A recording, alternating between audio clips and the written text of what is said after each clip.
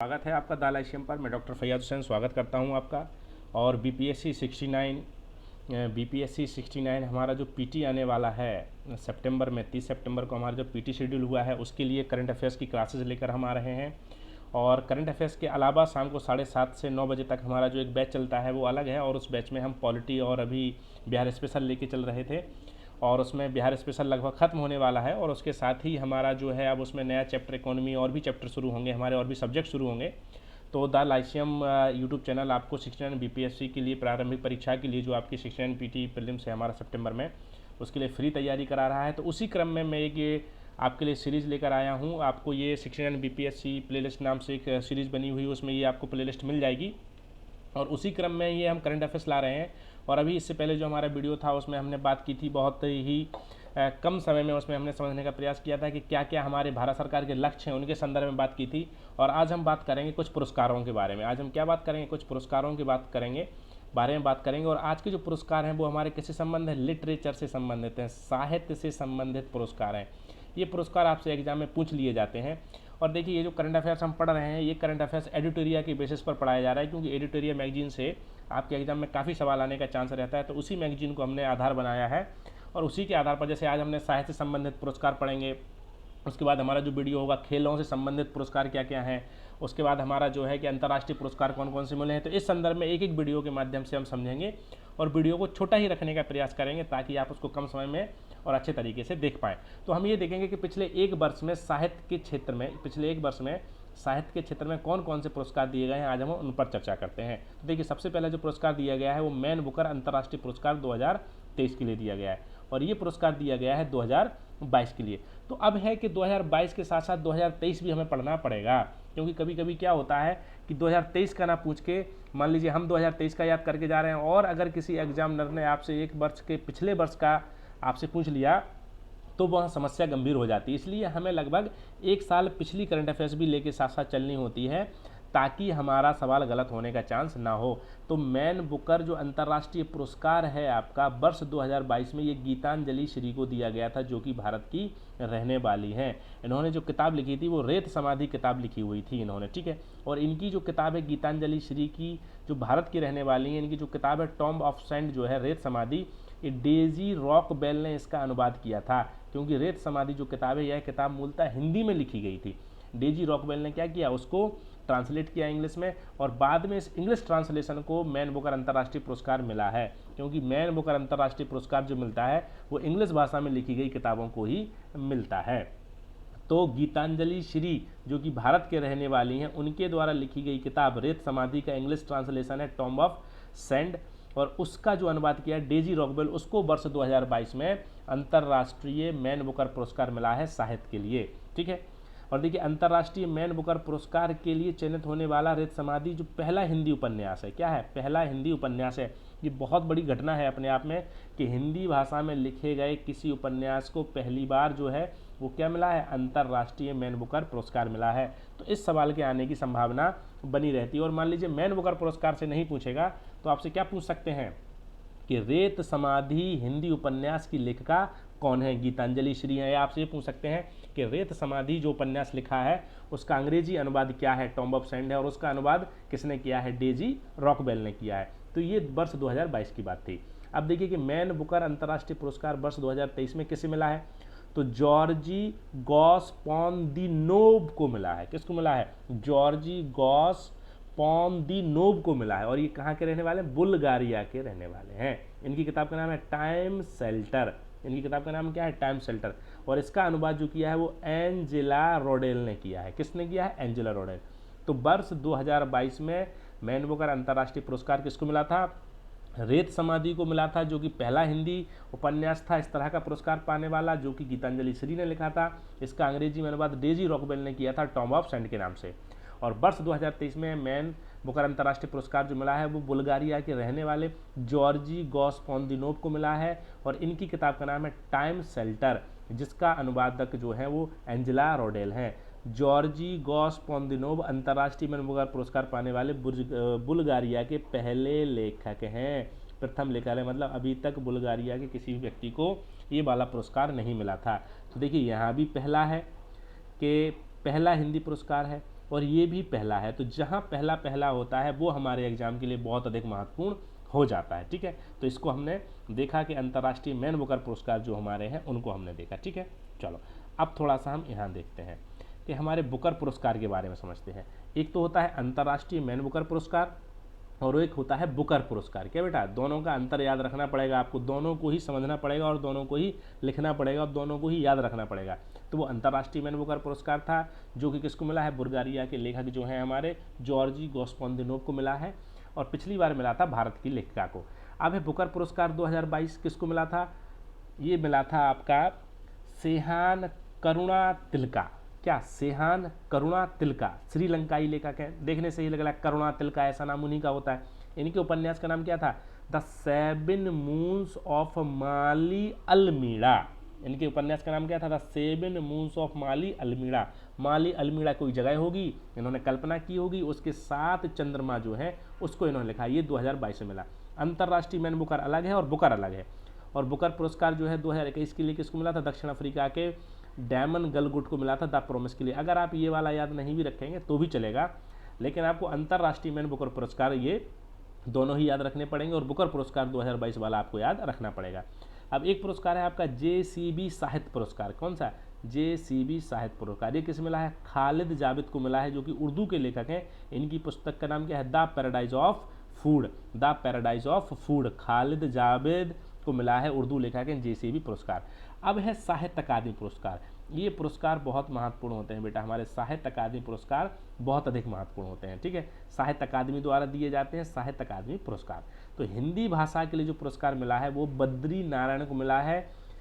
साहित्य अकादमी पुरस्कार कितनी भाषाओं में दिए जाते हैं, साहित्य अकादमी पुरस्कार हमारी 8वीं अनुसूची में जो भाषाएं दी गई हैं 22, उन भाषाओं के में हर भाषा के संदर्भ में साहित्य अकादमी पुरस्कार दिया जाता है।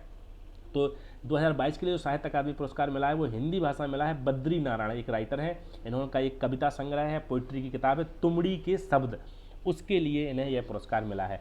मैथिली भाषा, चूंकि बिहार का एग्जाम है तो वहाँ पूछा जा सकता है, मैथिली भाषा के लिए अजीत आज़ाद को मिला है, कविता ही है, कविता संग्रह है इनका पेन ड्राइव में पृथ्वी।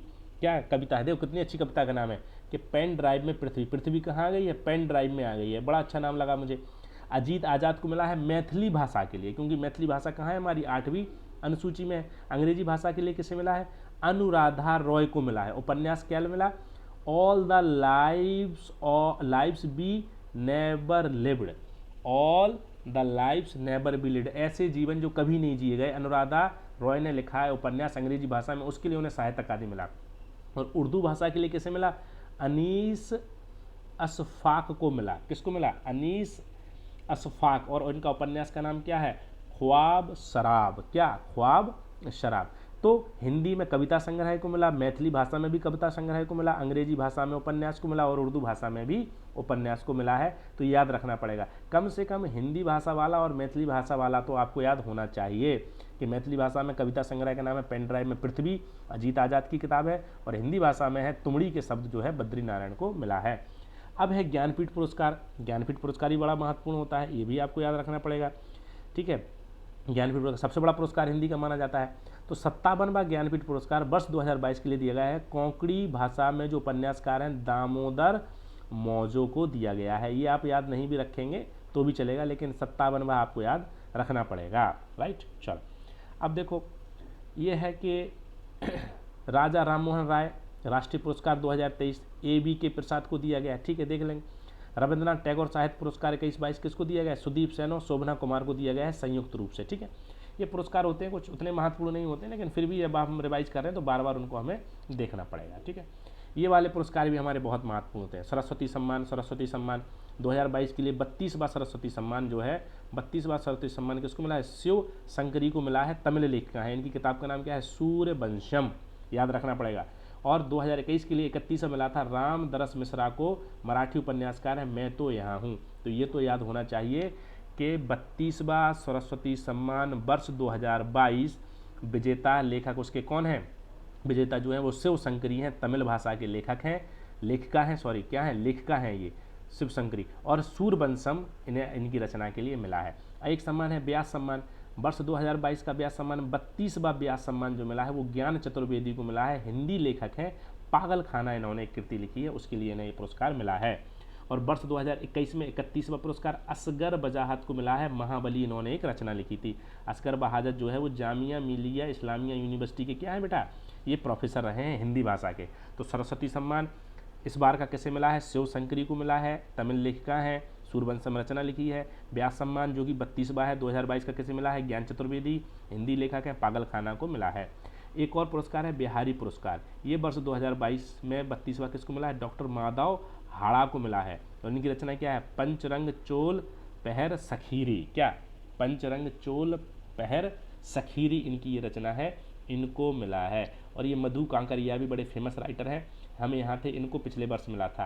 तो कम से कम ये वाले तो आपको याद होने चाहिए। 32वां ये भी है, 32वां ये भी है और 32वां ये भी है। तो ये पुरस्कार तो हमें बच्चों याद होने ही चाहिए, ठीक है।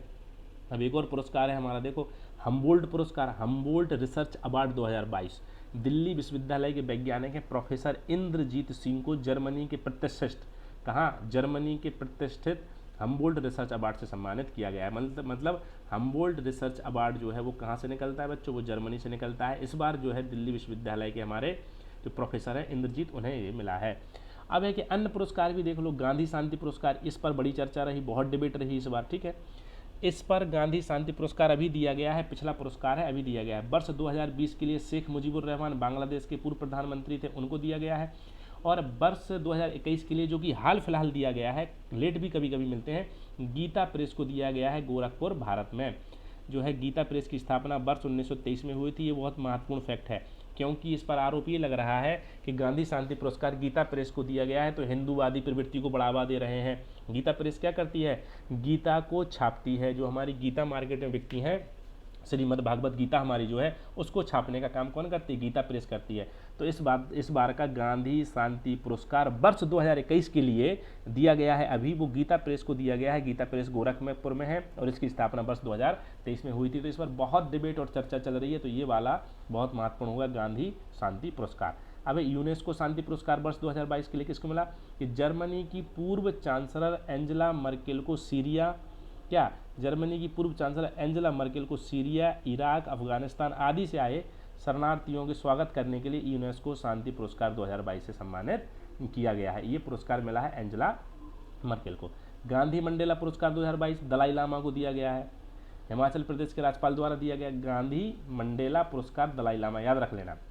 इंदिरा गांधी शांति निशस्त्रीकरण और विकास पुरस्कार 2022 किसको दिया गया है, Indian Medical Association and Trained Nurses Organisation of India को इस पुरस्कार से सम्मानित किया गया है। तो मेरे हिसाब से गांधी शांति पुरस्कार और गांधी मंडेला पुरस्कार जो है वो बहुत महत्वपूर्ण है। बाकी जो है सरस्वती सम्मान है, व्यास सम्मान है, साहित्य अकादमी है, ज्ञानपीठ है और हमारा अंतर्राष्ट्रीय मैन बुकर पुरस्कार, ये सभी पुरस्कार हमारे लिए बहुत बहुत महत्वपूर्ण है। तो आज के इस वीडियो में हमने बेटा क्या किया कि साहित्य से संबंधित जो पुरस्कार हैं, क्या साहित्य से संबंधित पुरस्कार पिछले 1 वर्ष 1.5 वर्ष में जो भी दिए गए हैं उन पर हमने चर्चा करी।